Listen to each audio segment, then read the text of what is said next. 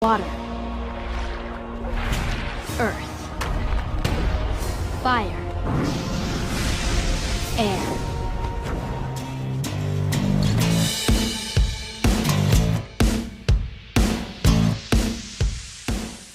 Hey everybody, Mac here. Good morning. Welcome to Saturday Morning Cartoons. We have something different. We have something special for you this morning. The entirety of Wave 1 of McFarlane Toys' Avatar: The Last Airbender 5-inch series. Now, this is something that is a bit different from McFarlane Toys, I feel, that he has been promoting and pushing his 7-inch scale figures with their 22 points of articulation. These are obviously much smaller at the 5-inch scale. I'm betting they don't have all of the articulation of the larger figures, but I wanted the 5-inch set versus the 7-inch set for a couple of reasons. One, because at the 5-inch scale, they're smaller. They won't take up that much shelf space. And with Appa back here, and all the figures, and hopefully the more waves that we'll get, we're going to need shelf space for this series, because there is a lot of potential that they could have for this series. Also, at $10 a figure, $20 I think for Appa, and $15 for another boxed figure, you can get the entirety of Wave 1 for less than $80. I pre-ordered mine on Walmart when they went live. I was waiting to get the whole set before I did the review, and I don't know if they're a Walmart exclusive or if they're a Walmart exclusive for now, but that's really the only place that I've seen them. Pre-ordered on the website, and I've even seen a few of them popping up on shelves, not the whole set yet, mostly Appa and Aang. So if we take a look at the packaging, it's a very basic card-backed figure, that we have a blister pack, you can see the figure, you can see his accessories, they all have that same artwork, Aang in the Avatar state, character's name, McFarlane Toys. On the side, plastic, on the side, more plastic. I like the little design that they've incorporated into the plastic, just to give it a little bit of flair, because McFarlane can't do anything boring. I like that. On the back, we have a nice promotional shot of the figure inside, his name, and he even has a bio. They all come with their own bio. I like that. I always like when they do that. Take note, G.I. Joe Classified. Now, so we have the packaging out of the way. Let's go through this. I promise I will edit this so that we just get to the highlights. I won't drag this out. Let's get down to it, and we're going to start with Aang, because quite frankly, I feel like Aang is honestly kind of the least interesting out of all of these. Plus, I also have this, which is the box set of Aang with his glider. This is the $15 part. So let's get these open, and we'll take a look at them. Starting with Aang, we have Aang on his card back, and we have Aang in his box. And honestly, I didn't know this when I ordered them because there was no promotional pictures when I pre-ordered them, but they look completely the same. The only difference is they even come with the same accessories. The only difference is this box set comes with the open glider. This package does not. And I think that might be the only difference, a $10 figure versus a $15 figure. Let's open them up, we'll do a comparison, and we'll see what we have. Height-wise, Aang comes in at just over 5 inches tall, about 5 1/8. For articulation, Aang can look up, kind of. He can look down, not really. Head will do a full 360. Not a whole lot of tilt going on there. Arms can come up to the side. Arms will do a full rotation. Single jointed elbow, a little bit past 90. Hinge and swivel with the elbow. Nothing in the wrist. The wrists are static. No swivel, no tilt. Very gummy though, and you can see the arm is a little loose right there. Nothing, no ab crunch. You get a waist twist that is actually very well hidden by his sash around his waist. You can do a full spin. Legs come up. Legs go back. Legs come out to the side really well. Single jointed knee. Comes back not quite at 90. Hinge and swivel with the knee, but the knee also can break and go forward. Nothing in the ankles. No rocker, no swivel, no forward-facing peg, nothing. That's it for articulation. Now looking at the sculpt, while I think the sculpt is very well done, I do have to admit this face is going to haunt my dreams at night. It's not something that I would have thought that we would have had for Aang Maybe if he would have come with a second head, or if there would have been two different expressions on the figures, because truthfully, we've only taken a look at one so far, because they are both pretty much exactly the same. Except this one, this is the one that came with the glider. It's a little bit more wide-eyed and a little bit more big-mouthed than this Aang, which is the standard card-back figure. Other than that, these two are exactly the same in molds, in sculpt, in paint apps, in articulation, in everything, which is unfortunate because for this one, being the glider, you would have hoped that maybe his head would have come back a little bit more for the when he's hanging onto the glider, he can actually look at where he's going. But as it is, nope. So we come back to our standard Aang here, and while I wish they would have given us like a more neutral look for this version of Aang, mainly because he can't always be doing this. Like, I get wanting to have expression, especially for glider version, but Aang on the ground, I would have preferred a more neutral look. The paint apps are flawless, though, which is something that we've come to expect from McFarlane, no matter what the series is. Everything from the arrow on his head, to his big wide eyes, the eyebrows, even the paint inside his mouth, where they gave him a pink tongue, like, all of that looks great. I'm not faulting the work, I'm just faulting the choice of having this look constantly for both versions of Aang. The sculpt on the body of the figure is pretty exquisite too. I thought this was going to be a boring figure, but I like all of the texture in his robes, or not in his robes, but like in his monk's outfit. The wrinkles, like all of this gives a really nice look of being well worn, being something real, that when we get down to the boots, you can see like the reeds in the legs of his boots right here. Everything looks really good. Like these are very well sculpted 5-inch figures, and the paint apps are flawless. On either one of them, I haven't seen any type of paint miss or overspray, which is good, like especially for here on the hands. I think this whole thing looks really good. For accessories, Aang comes with his staff, which is the closed version of his glider, and we actually get this twice.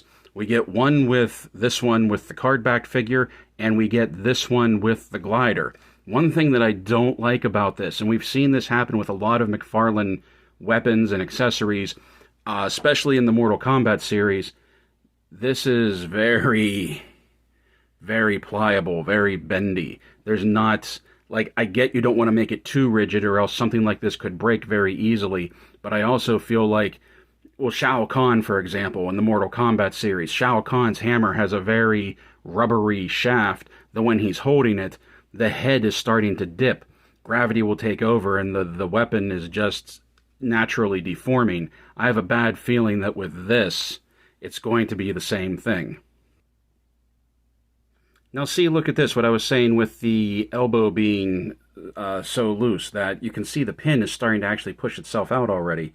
And the forearm is starting to come apart. I'm going to need to pinch that somehow and get that back into position. Okay, so what I had to do was kind of stretch this part of the arm out to get it to fit back over the mushroom peg. I don't think it was ever actually compressed right from the factory. I still feel like it's not quite where it should be, but hey, luckily I have two. Now, despite the rubberiness of the staff, it does fit into his hand fairly easily, that you just have to push it down. Yep, there we go. And he can hold it fairly well, in one hand anyway. This is where not having any wrist articulation really hurts a figure like this that holds a staff, because you can't really get him in any decent two-handed, like, combat poses or anything. You can't really get him in any decent two-handed poses, period, unless he's just holding it up over his head, because there's no subtle wrist swivel that, like, you can't really get. Because you see how he holds, you can't really get like a decent like crouching position. You can get some out of it, you'll see in the photos later, but nothing that I really wanted to go for. I do like the sculpt of the staff. It's very simple, but it works, and that's not the fault of the toy, that's the fault of the show. Aang's staff is very simple and very unassuming, so that whenever it does finally open up into the glider, you don't expect it, where he has the 2 notches up here, and he has the single notch down here, and these are the hinge points for the wings that come out. That's the hinge point for the tail fan that comes out. And for that, we get this. And this also is very flexible and very rubbery. And I feel like that this won't hold position. If you have him on a flight stand or something, this isn't going to hold position, and the tail will start to droop on it. The glider, the wings of the glider have the same texturing that his uniform has, or that his monk's robe has, you know, as if it was all made out of the same material. I like that attention to detail, I really do. It's even, see what I mean? Like, it color matches, it has the same texture, like you believe that his vest and his glider were made in the same place, out of the same material. I really like that. Like the staff, to get the glider in his hands, you just slip it into his grip. Slip it into his grip and twist, and you can do that with both hands. This is where the rubberiness, at least of this top portion, comes in play, comes in handy, because it's very easy to actually get him to hold on to it. And there we go. There's Aang with his glider. Give it a little bit of adjustment. There's Aang with his glider, but like I said, he can't look up to see where he's going, which I really wish that this figure, as opposed to this one, in addition to maybe having different heads, this one would have had better neck articulation, or this one would have come with at least with some sort of flight stand, so you could hold Aang in this flight pose on display. And I have to admit, the face with the glider works. The face without the glider looks a little terrifying. When displaying him, Aang with his staff works best because Aang on his own doesn't stand... Of course, it's going to make a liar out of me, but I swear, every time I tried to stand him up, he just ended up falling over. That Aang on his own didn't stand very well. And I don't know if it's because he's top-heavy because of that big noggin, or if he just has some uneven feet on the bottom. There we go. Because if you take a look at the bottom of his feet, they're very featureless.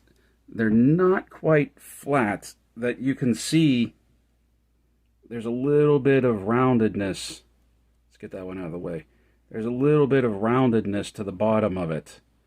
That it doesn't exactly have like the best flat stance. Also, there's no peg holes on these figures, so you can't put them on any kind of display stand. You just kind of got to find the sweet spot. And trying to display him standing with the glider is a lesson in futility, because the glider is so heavy and it backweights him that he does just keep falling over, that you have to bend him forward so much that it looks ridiculous when you do. Next up, Sokka. Height-wise, Sokka comes in at just under 5.5 inches tall, at the 5 3/8 mark. For articulation, he can't really look up, and he can't really look down, just like Aang. Has a little bit of tilt, not a whole lot, but just a little bit. Head does a full 360. Arm comes up past 90, does a full rotation. Elbow bends about 90 degrees, about halfway. He has hinge and swivel at the elbow. Just like Aang, he has a waist twist that's really well hidden by his robe, but there's no ab crunch.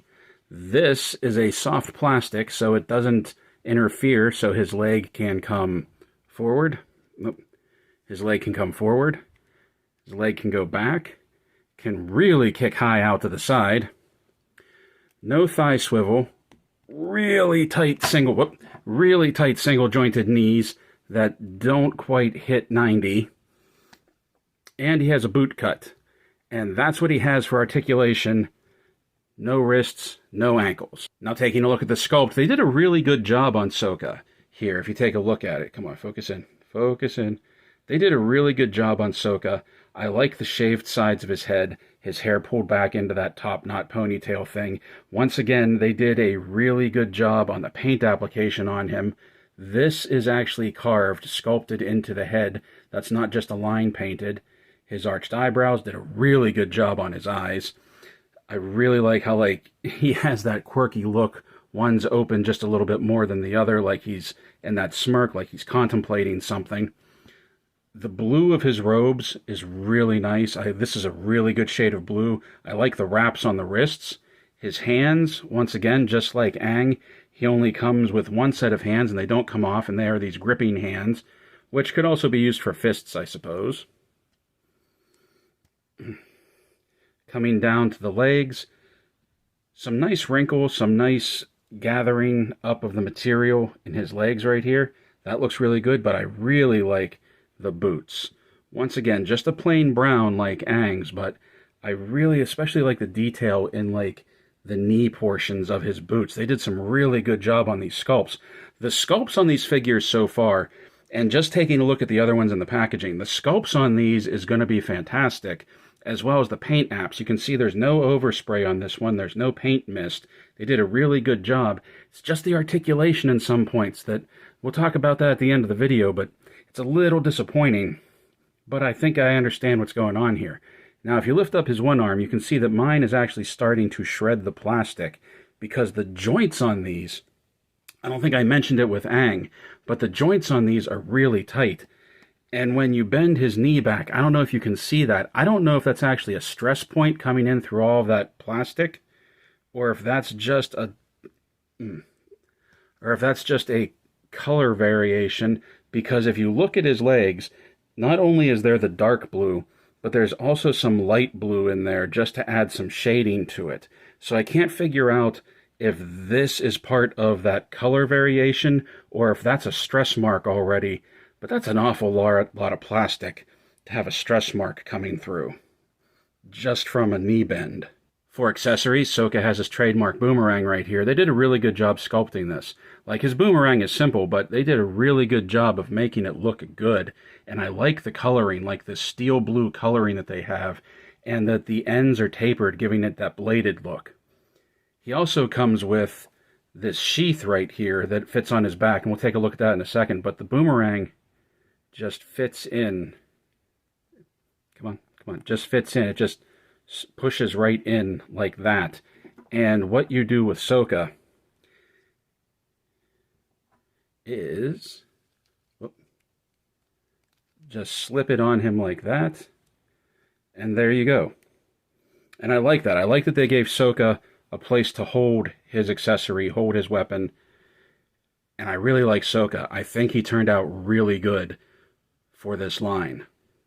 So Sokka just has this pair of gripping hands like I showed you, and his boomerang fits. It's a bit of a tight fit to squeeze it in there, but he does hold it, and he holds it very well and very steady. And yes, I know it's Sokka, and I know I've been saying Sokka, but it's spelled Sokka, and that messes with me, but I'm aware that his name is actually Sokka. And now we move on to his sister, Katara. Katara is just over 5 inches tall at about 5 1/8. The articulation at this point is pretty much everything that we're expecting now. She can't really look up. She can look down better than most so far. Some tilt, not a whole lot, about as much as Ahsoka. Head does a full 360. Arm can come up past 90. Does a full rotation. Single jointed elbow, not quite at 90. Hinge and swivel at the elbow. Waist twist, just like the others. This also, like Sokka's, is fairly soft, so her leg can come forward. Her leg can go back, can come out to the side, not nearly as much as her brother. And single jointed knee, kind of at 90, and there is a hinge and swivel at the knee. And that's it for the articulation. Like the others, no wrists, no ankles. Looking at the face sculpt once again, McFarlane Toys did a really good job on the face sculpt for Katara. Almost said Katana. Wrong universe. For Katara. As a matter of fact, if we take a look at this, and then, where did it go? If we take a look at her, and then we take a look at Sokka, there is a resemblance between the two of them, which there should be, that even if you didn't know these were... Even if you didn't know Avatar: The Last Airbender, and you saw these on the shelf side by side, you'd be like, yeah, these two are related. I like that. Like, they look like brother and sister. They did a really good job on that, especially the quirkiness with him having that look and her having that little smirk and that little grin. The big eyes are beautiful on her, and I love the blue that they used for her eyes and the painting of the eyes. That looks really good. The sculpt and the texture of her robes, of her clothing. Look at that. That is beautiful.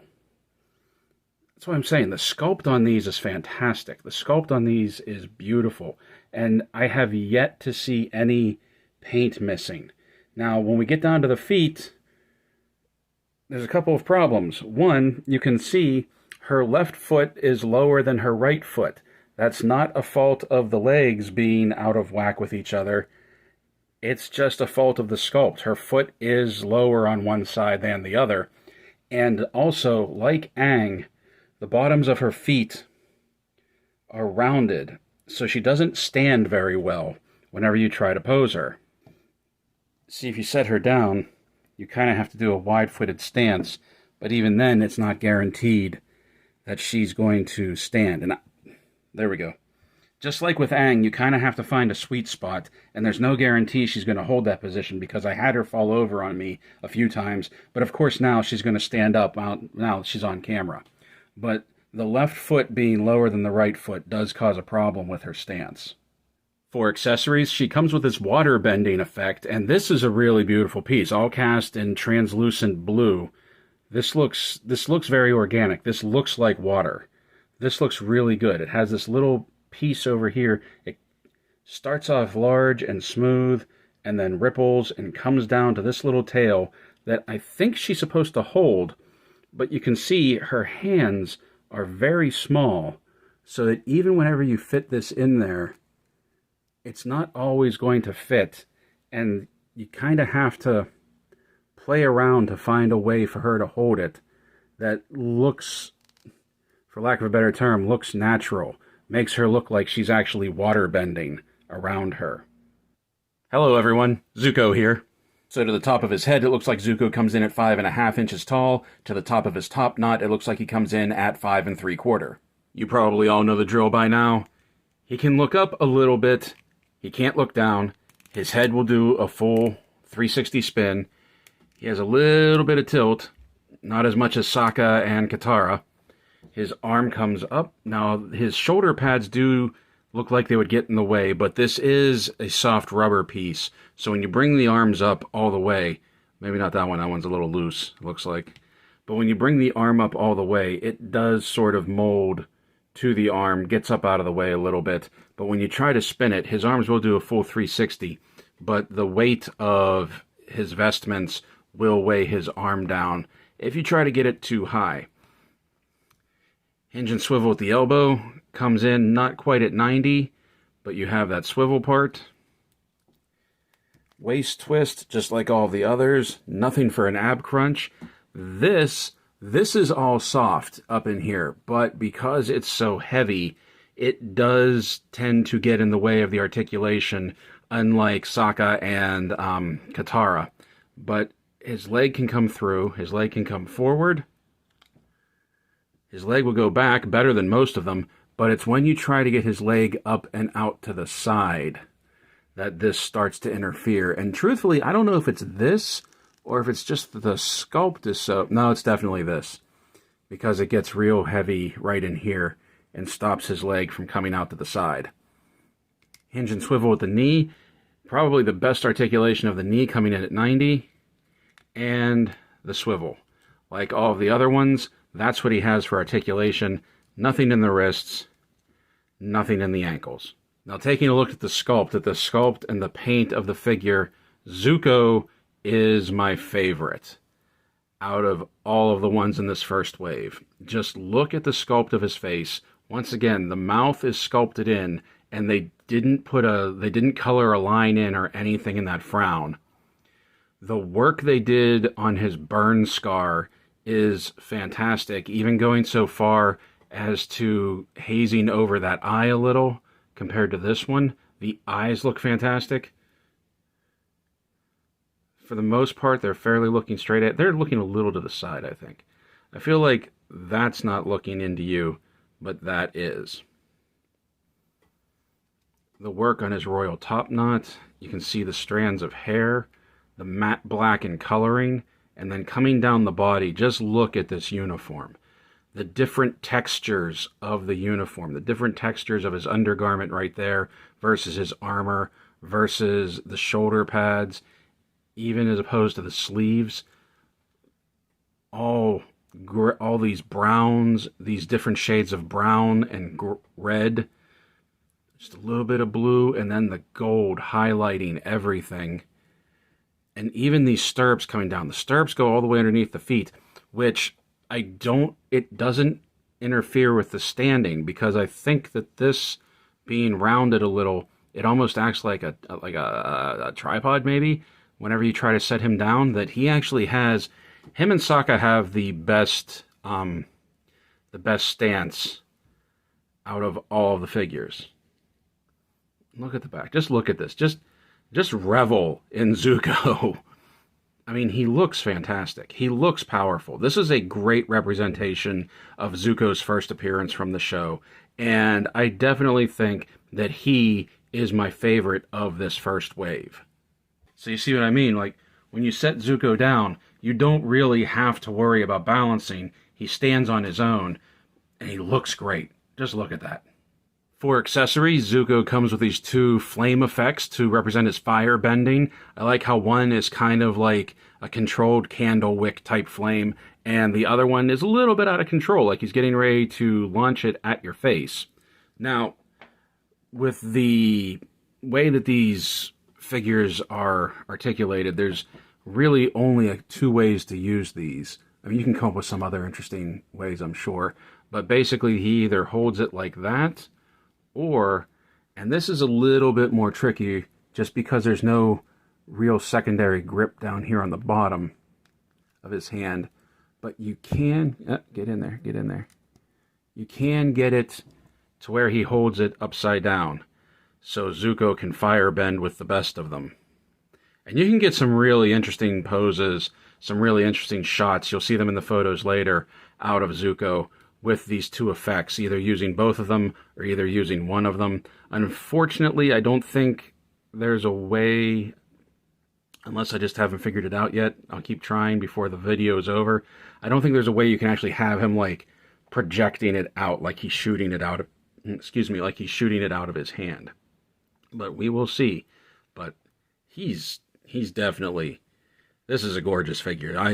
I love all of this. Yep.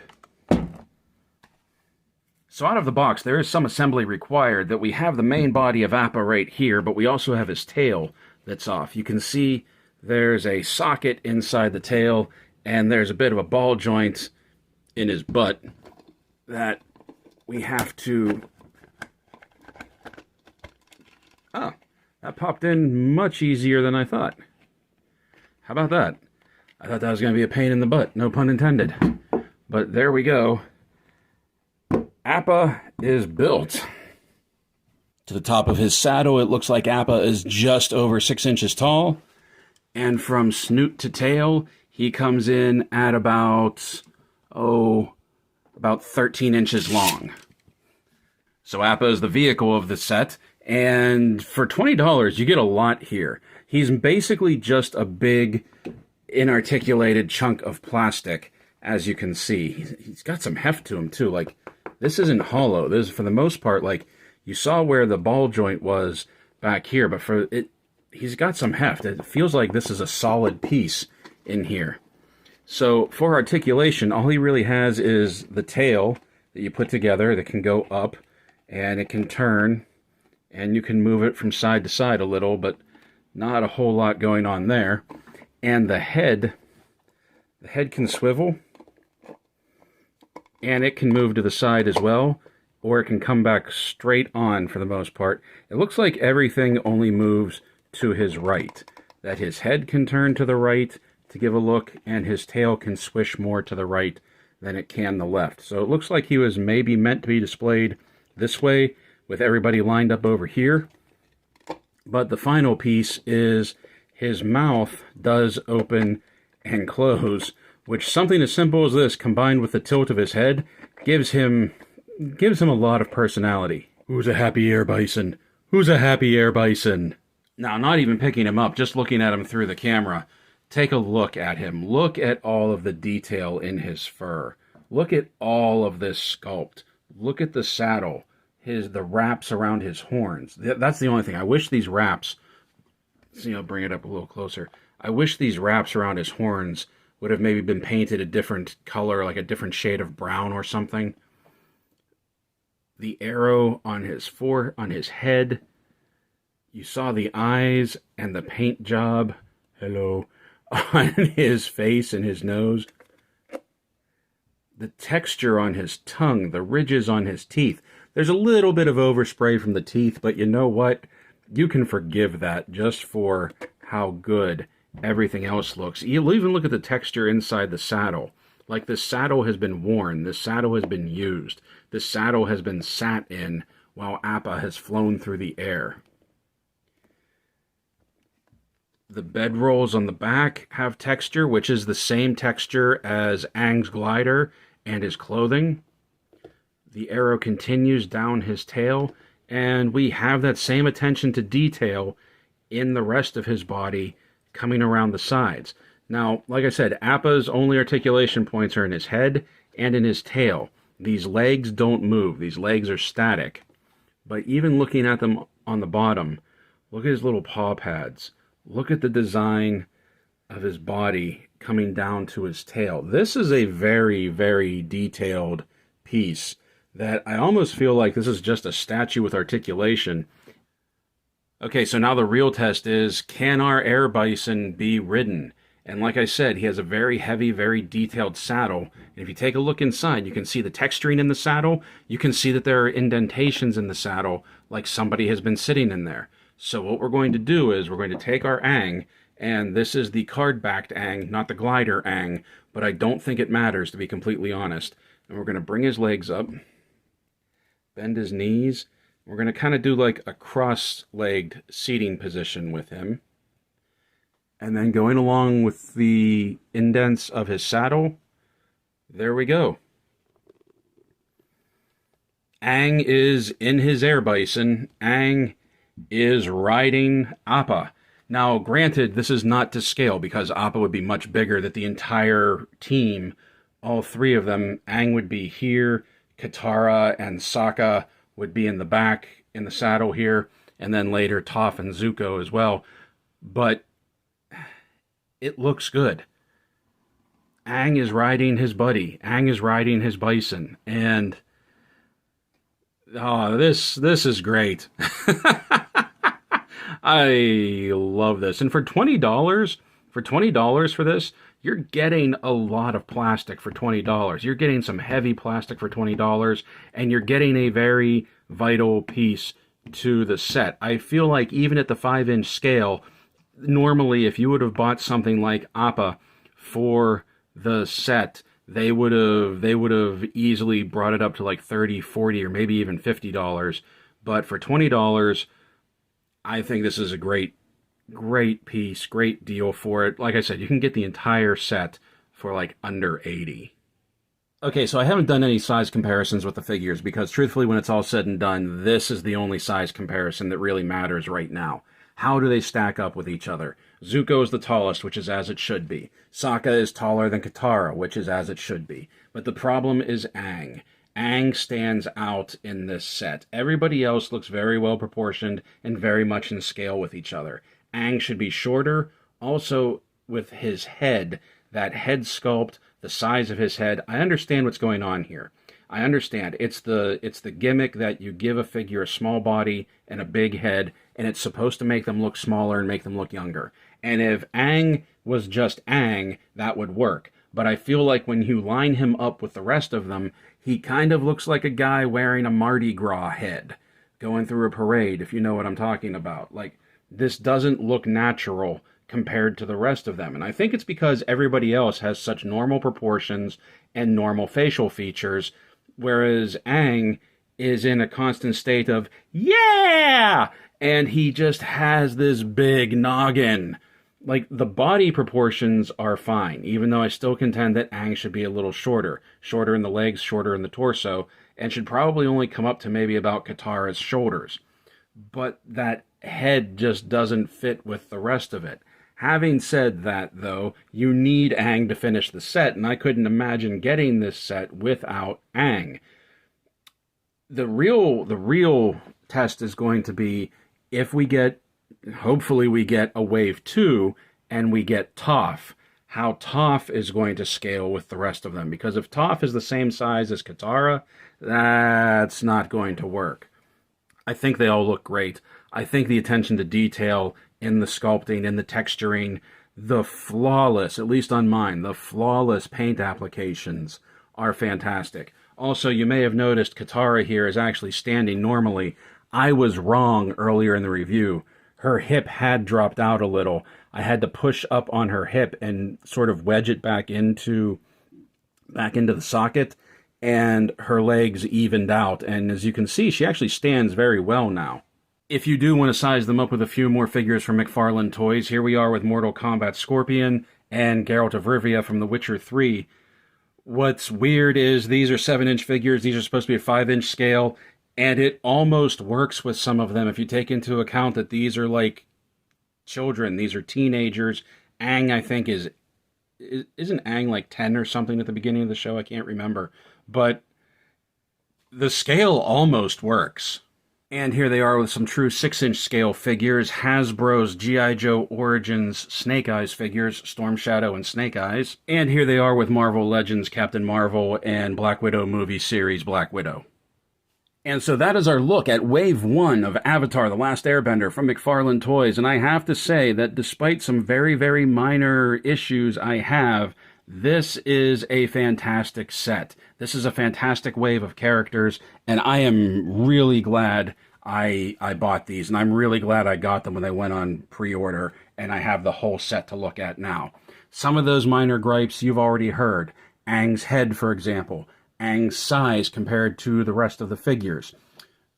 Katara not being able to hold her waterbending effect as securely as I would like. But those are all minor things when you look at the big picture of this set and you realize how fantastic and how beautiful these figures actually are. Especially Zuko. I can't stop raving about the job they did on Zuko. He just looks great. I think he's the standout character of this line, and I think he's definitely my favorite character of this first wave. And honestly, unless you're a completionist and you want the full set, just get the boxed version of Aang. Get Aang, get the staff, and get the glider. You're not going to need the card-backed figure.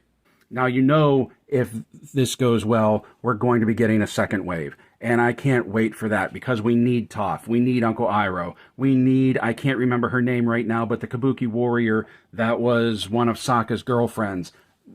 We need to get her. There are so many colorful characters in this cast that I would love to see them get the treatment the same as these four and Appa did, and see what McFarlane does with them. I think he did a great job. I think the company, not he personally, but McFarlane Toys, I think, did a great job. It's very refreshing seeing McFarlane do something like this after they've done so much Batman, so much Dark Knight's Death Metal for the DC lineup. They Spawn, Mortal Kombat, like this is so far out of McFarlane's wheelhouse that I was wondering how he was going to do. And I think at the 5-inch level, they work fantastic. Now, at the 7-inch level, I haven't really seen any yet. And I think there's only 2 figures out at the 7-inch, which is Zuko, and I can't remember who the second one is. I don't think it's Aang. Maybe it's Katara. I can't remember. But I think at these 5-inch scale figures, these are great. I love the look of them. I love the design of them. When I was doing the size comparisons, the only thing I wished was maybe I had some of the Dragon Ball characters just to see, the Dragon Ball figures, just to see how they matched up with other anime-style lines. So hopefully this set does well. I'm really glad I was able to get them. I'm really glad I was able to order the whole set and get them all as one wave, and now they can all go up on the shelf like this. So hopefully they'll do well, hopefully they'll sell well, and hopefully we'll get a wave too. So until that happens, play well, everyone. Stay safe, stay healthy, and as always, thank you for watching.